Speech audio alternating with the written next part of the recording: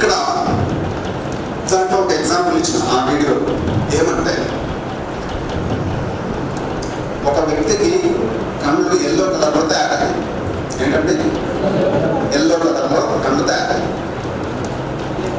ఈ వ్యక్తి ఎక్కడికి పోవాలి? కళ్ళల్లో ప్రాబ్లం కానీ డైరెక్ట్ మెథడ్ ఏంటిది? డైరెక్ట్ మెథడ్ ఏంటిది? కళ్ళు పచ్చబడ్డాయంటే కళ్ళు డాక్టర్ దగ్గరే పోవాలి.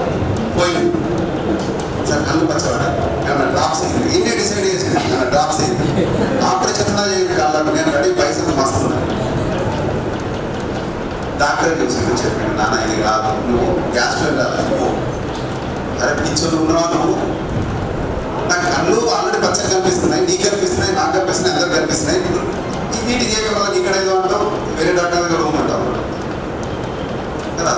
మనందరికీ జ్ఞానం ఉంది, లేదు కానీ విదేశీ జ్ఞానం తెచ్చుకొని మన జ్ఞానాన్ని తొత్తు పెట్టు కింద.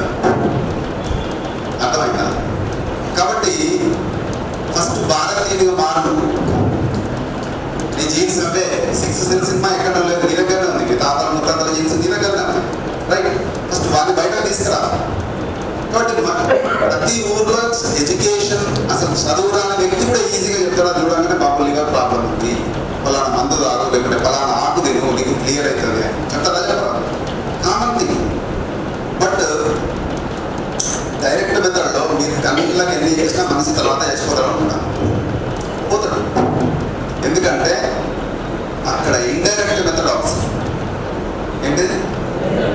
డైరెక్ట్ మెథడ్ పనిచేయదు. డైరెక్ట్ మెథడ్ ఎప్పుడైనా టెంపరరీ.